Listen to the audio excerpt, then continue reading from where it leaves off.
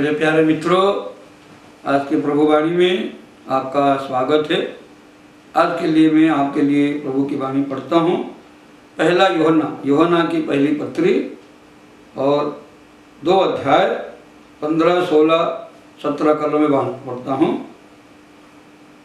तुमने तो संसार और न उसकी वस्तुओं को प्रेम रखो। यदि कोई संसार से प्रेम रखता है तो उसमें पिता का प्रेम नहीं, क्योंकि जो कुछ संसार में है अर्थात शरीर की अभिलाषा, आंखों का अभिलाषा और जीविका का घमंड, ये पिता की ओर से नहीं परंतु संसार की ओर से है।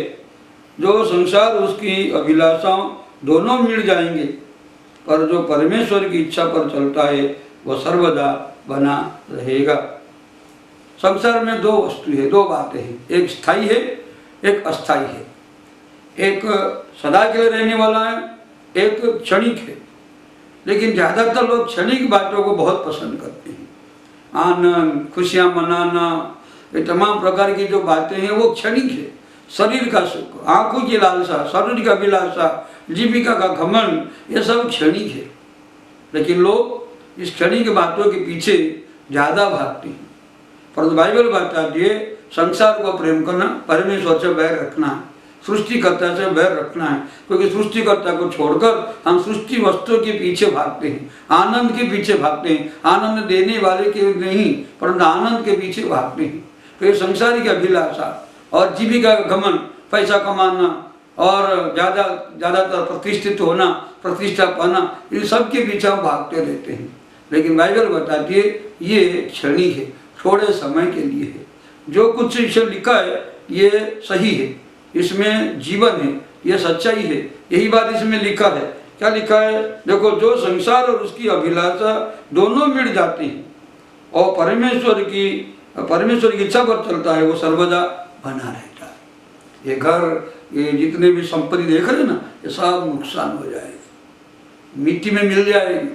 कहीं एक दिन आएगा आपका शरीर भी मिट्टी में मिल जाएगा। मेरे भाई, आप भले कितने ऊंचे कद का हो, कितना देखने में सुंदर हो, आप कितने पढ़े लिखे हो, आप कितने बड़े घराने के क्यों ना हो, आपके जेब में कितने पैसे क्यों ना हो, आपका हाथ में कितने डिग्रियां क्यों ना हो, एक दिन आएगा आप मिट्टी में मिल जाओगे।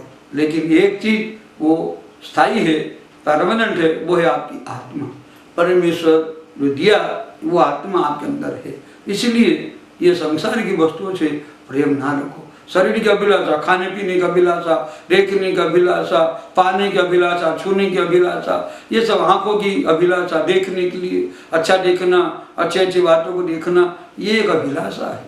लेकिन अभिलाषा एक दिन खत्म हो जाएगी। जवानी में देखते थे लेकिन बुढ़ापे में दिखाई नहीं देता, चलने को नहीं होता। वो समय आने से पहले आप परमेश्वर से प्रेम करो, संसार की बातों को छोड़ो, ऊपर की बातों को सोचो, स्वर्ग की बातों की सोचो। तो जब आपका समय खत्म हो जाएगा, इस आनंद से बढ़कर जो आनंद स्वर्ग में है वो आप पा सकते हो। इसलिए पापों की क्षमा चाहिए और नया जीवन चाहिए, वो केवल प्रभु यीशु मसीह ही आपको दे सकता है। तो मेरे प्यारों, संसार की बातों से अलग होकर प्रभु की मार्ग में चलो, क्योंकि वो स्थायी है, वो सदा के लिए है, वो चिरस्थायी है। संसार की बातें, दुनिया की बातें, खाना पीना, रोटी कपड़े, तमाम बातें संसार में रह जाएगा।